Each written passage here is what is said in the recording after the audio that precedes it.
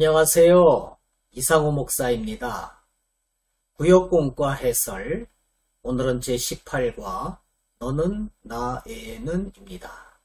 성경 본문은 출애굽기 20장 1절에서부터 6절까지입니다.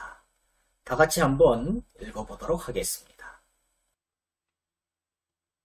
하나님이 이 모든 말씀으로 말씀하여 이르시되 나는 너를 애굽 땅 종되었던 집에서 인도하여 낸 내 하나님 여호와니라. 너는 나 외에는 다른 신들을 내게 두지 말라. 너를 위하여 새긴 우상을 만들지 말고 또 위로 하늘에 있는 것이나 아래로 땅에 있는 것이나 땅 아래 물속에 있는 것에 어떤 형상도 만들지 말며 그것들에게 절하지 말며 그것들을 섬기지 말라. 나 내 하나님 여호와는 질투하는 하나님인즉 나를 미워하는 자의 죄를 갚되 아버지로부터 아들에게로 3, 4대까지 이르게 하거니와 나를 사랑하고 내 계명을 지키는 자에게는 1000대까지 은혜를 베푸시니라. 하나님께서는 애굽에서 종살이하던 이스라엘 백성을 구원하셨습니다. 그리고 그들을 선한 도구로 삼아서 하나님 나라를 세우시기를 원하셨습니다. 그런데 하나님께서는 새롭게 세워가실 하나님 나라의 백성들이 지켜야 할 법으로 십계명을 주셨습니다. 그 이유는 이스라엘을 억압하고 규제하려는 것이 아니라 이 계명대로 사는 것이 가장 행복한 길이기 때문입니다.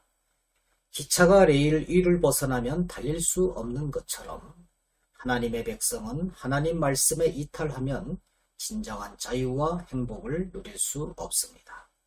그러므로 우리는 계명을 잘 지켜야만 합니다. 그러면 말씀 속으로 들어가서 질의 응답 형식으로 자세히 알아보도록 하겠습니다. 1.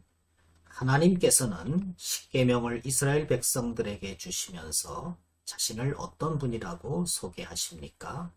출애굽기 20장 2절 나는 너를 애굽 땅 종되었던 집에서 인도하여 낸 내 하나님 여호와니라.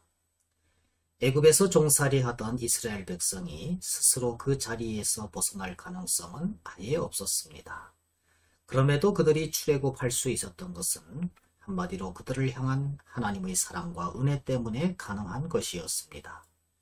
하나님께서는 이스라엘 백성들에게 십계명을 주시기 전 이 점을 상기시키고 있습니다. 나는 너를 애굽 땅 종되었던 집에서 인도하여 낸 내 하나님 여호와니라 라고 말입니다. 이 말씀은 너희들은 출애굽 과정을 통해서 내가 지금까지 크신 능력과 사랑으로 너희들에게 베푼 은혜를 보았을 것이다.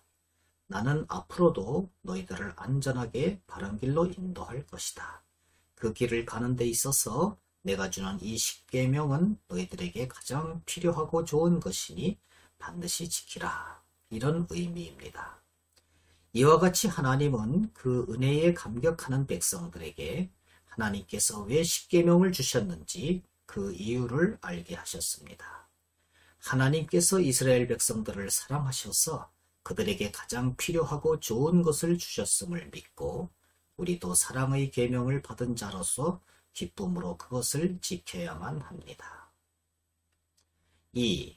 십계명 중에서 하나님이 첫 번째로 주신 계명은 무엇입니까? 출애굽기 20장 3절 너는 나 외에는 다른 신들을 내게 두지 말라. 하나님은 십계명 중에서 그 첫 번째로 나 외에는 다른 신들을 내게 두지 말라는 계명을 주셨습니다. 이 계명이 가장 중요하고 근간이 되는 율법이기 때문입니다.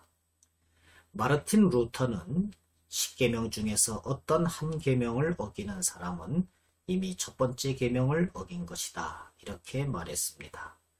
예를 들어 도둑질하는 사람은 이미 남의 것을 가지고 싶은 마음이 들었기 때문입니다. 즉 돈이든 물건이든 그것을 가질 때 행복해질 것이라고 하는 믿음이 들었다는 것입니다. 이것은 그가 훔치려고 하는 물건이나 돈이 어느새 자기의 우상이나 신이 되어 있다는 뜻입니다.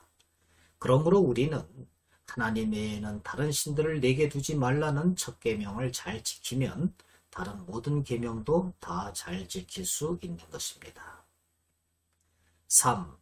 두 번째 계명은 너를 위하여 새긴 우상을 만들지 말라는 것입니다. 하나님께서 우상을 만들지 말라고 하신 이유는 무엇입니까? 출애굽기 20장 5절. 그것들에게 절하지 말며 그것들을 섬기지 말라. 나 내 하나님 여호와는 질투하는 하나님인즉 나를 미워하는 자의 죄를 갚되 아버지로부터 아들에게로 3, 4대까지 이르게 하거니와. 원문에는 원인을 나타내는 접속사 왜냐하면이 들어가 있습니다. 우상을 만들지 말아야 하는 이유는 우상을 만들고 절하며 섬기는 것은 하나님을 미워하는 것이기 때문입니다. 그래서 질투하시는 하나님이 그 죄에 대하여 보응하시는데 우리뿐만 아니라 우리의 자손 3, 4대까지 저주를 받게 되기 때문입니다. 우리는 하나님만을 경배하고 찬양해야 합니다. 그것은 하나님이 우리를 비롯한 온 우주 만물을 창조하셨기 때문입니다. 또한 그분의 창조 목적이 자신의 영광과 찬송받으심에 있기 때문입니다. 오직 그분의 이름만이 홀로 높으시며 그 영광이 땅과 하늘 위에 뛰어나시기 때문입니다. 또한 하나님이 우리 죄인들을 살리기 위하여 독생자 예수 그리스도를 보내셔서 희생의 제물로 십자가에서 죽으셨기 때문입니다. 그러므로 우리는 하나님만을 경배하고 찬양해야 합니다. 우상을 만들거나 섬기지 말아야 하는 것입니다. 물론 하나님의 질투하심은 사람들의 감정처럼 시기로 분노하는 것은 아닙니다. 그분의 질투는 사랑하는 당신의 백성들이 자기 곁을 떠나지 않게 하려는 의도에서 비롯되기 때문입니다. 4. 이스라엘 백성이 출애굽할 때 내린 10가지 재앙은 그들의 신이 심판받는 것이었습니다. 첫 번째 재앙은 무엇이었으며 그 의미에 대해서 생각해 봅시다. 출애굽기 7장 17절 18절. 여호와가 이같이 이르노니 내가 이로 말미암아 나를 여호와인 줄 알리라. 볼지어다 내가 내 손의 지팡이로 나일강을 치면 그것이 피로 변하고 나일강의 고기가 죽고 그 물에서는 악취가 나리니 애굽 사람들이 그 강물 마시기를 싫어하리라 하라. 첫 번째 재앙으로 나일강이 피로 변하자 물고기가 죽고 악취가 나서 도저히 물을 마실 수 없게 되었습니다. 이것만으로도 굉장히 견디기 힘들고 어려운 일이었습니다.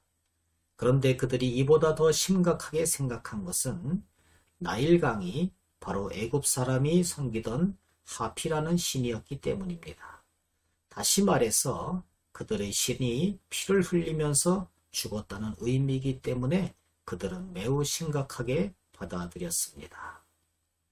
9번째인 흑암의 재앙도 마찬가지였습니다. 태양이 안 보인다는 것은 그들의 태양신이 죽은 것을 의미하는 것이었습니다. 하나님은 이렇게 우상이 아무것도 아님을 밝힌 다음에 출애굽의 역사를 일으키셨습니다. 결론적으로 하나님만을 경배하고 찬양하는 인생이 되어야만 하겠습니다. 감사합니다. 안녕히 계십시오.